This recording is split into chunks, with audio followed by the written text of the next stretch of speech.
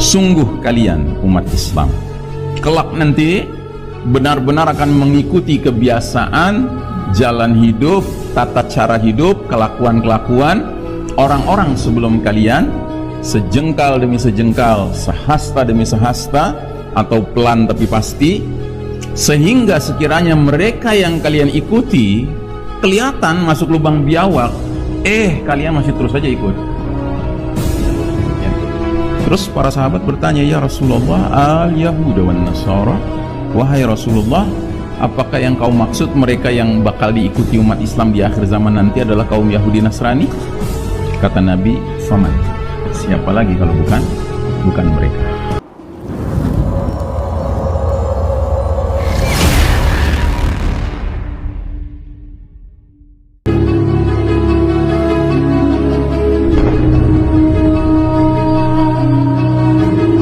Keadaan yang kita alami sekarang ini sudah diberitahu Nabi 15 abad yang lalu akan terjadi, yaitu dalam hadis lubang biawak yang sudah sering kita dengar ini.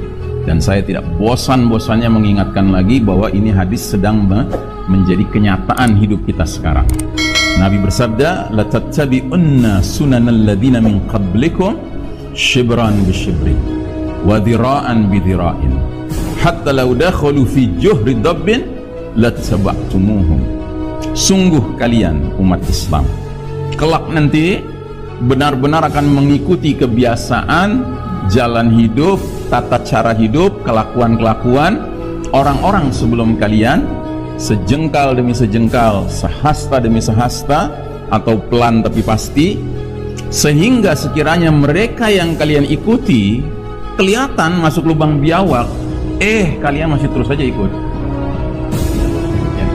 Terus para sahabat bertanya, ya Rasulullah, al-Yahuda wan Nasara, wahai Rasulullah, apakah yang kau maksud mereka yang bakal diikuti umat Islam di akhir zaman nanti adalah kaum Yahudi Nasrani? Kata Nabi, faman, siapa lagi kalau bukan mereka. Ya. Jujur, kalau kita perhatikan hadis ini, sewaktu Nabi menyampaikannya di hadapan para sahabat, ya para sahabat tercengang, heran, bingung, gitu. Bukan karena ragu sama Nabi, tidak. Mereka yakin Nabi nggak pernah bohong. Cuman yang bikin mereka heran, bingung, tercengang adalah kok bisa ya?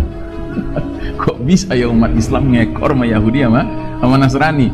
Suatu umat yang setiap hari diperintahkan Allah sholat 5 waktu, yang kalau dia nggak pergi safar, yang berarti nggak kosor sholatnya, jumlah rakaatnya 17 kan?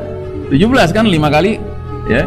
2, 4, 4, 3, 4, 17 kan? 17 rakaat.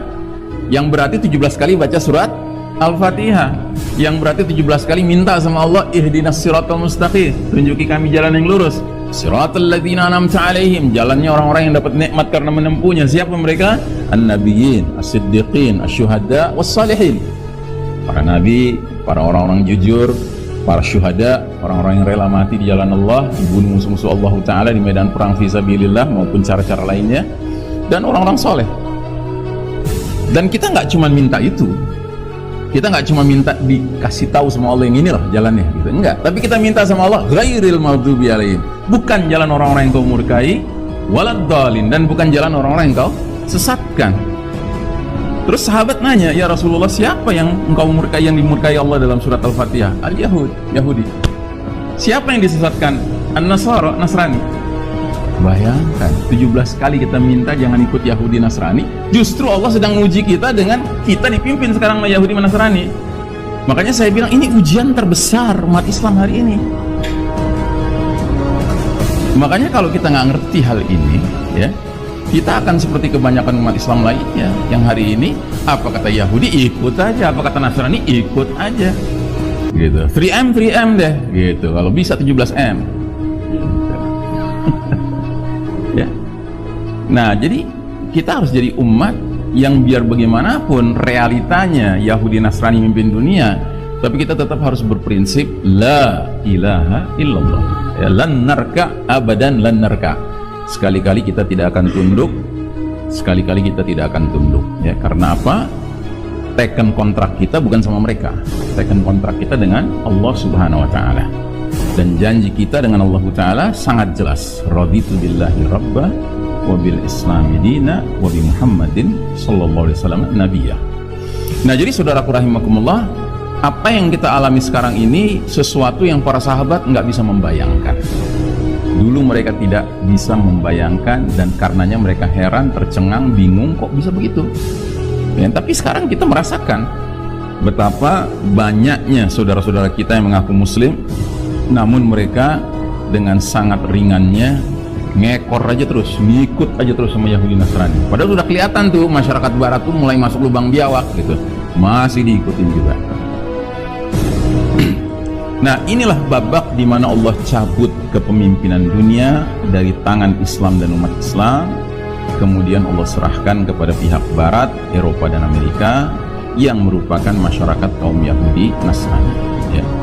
Dan jangan salah ya, Allah cabut kepemimpinan dunia dari tangan umat Islam setelah umat Islam memimpin dunia berapa lama?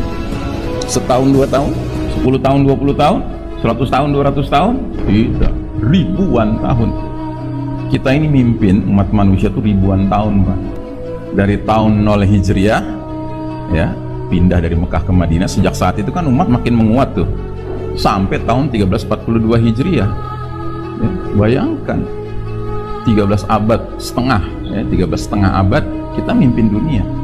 Sementara Al-Yahud wan Nasara ini baru memimpin sejak 1342 sampai sekarang 1442 Hijriah, persis 100 tahun kalau pakai hitungan kalender Hijriah sekarang. Kalau pakai hitungan kalender Masehi nantilah 2024 baru masuk 100 tahun.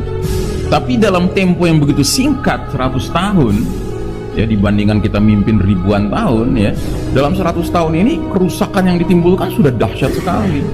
Sudah dahsyat sekali. Tipuan-tipuan, rekayasa ya, konspirasi yang mereka jalankan itu sudah banyak sekali. Makanya Nabi sampai mengatakan, sekalipun mereka yang kalian ikuti sudah kelihatan masuk lubang biawak, kalian masih aja ikut. Makanya kita sangat prihatin ya, kok bisa-bisanya umat Islam yang sudah ditanamkan nilai-nilai mendasar tentang pentingnya husnuzon sesama muslim, sangka baik pada sesama muslim, kok sekarang jadi doyan suuzon gitu. Kayak kemarin ini ada yang nelpon saya, Ustaz, saya kemarin di swab, ternyata saya positif COVID. Kayaknya sih Ustaz, beberapa hari yang lalu saya ngumpul arisan keluarga, kayaknya saya kenanya. Saya langsung stop, jangan teruskan pembicaraan Anda. Yang namanya tracing, yang namanya tracking, yang namanya menelusuri kita kena dari mana, itu namanya lembaga suuzon. Nggak ada ceritanya orang muslim perlu ngecek-ngecek dia sakitnya dari siapa. Nggak ada ceritanya itu ya. Kita harus kembali pada fondasi keyakinan kita bahwasanya sakit dan sembuh, hidup dan mati di tangan siapa? Di tangan Allah Ta'ala. Kita nggak nantangin, kita sadar virus ini ada, kita sadar kita bisa sakit, kita sadar kita bisa ketularan, kita sadar bahkan bisa mati.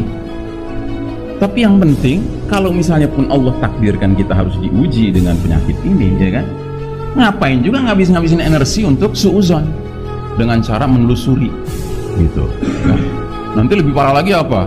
Lapor lagi sama puskesmas tuh, gua kena sama dia, tolong diperiksa tuh orang-orang itu. Nauzubillah, udahlah bisnis mereka yang untung, ya kan? Bisnis jualan tes, ya kan?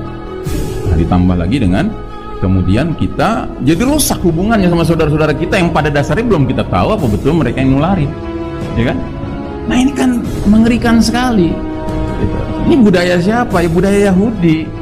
Tracing, tracking itu budaya Yahudi, budaya mereka Pak, bukan budaya kita. Kalau budaya kita mah ya sudahlah. Orang Nabi kalau ngunjungin sahabat bilangnya apa? La ba'sa tahurun insyaallah, nggak apa-apa, ini pembersih dosa insyaallah, kan begitu. Nah, itu fondasi Pak. Jadi tolong fondasi keimanan kita ini jangan mau digoyang Pak oleh sesuatu yang atas nama sains teknologi gitu, ya kan? Jangan.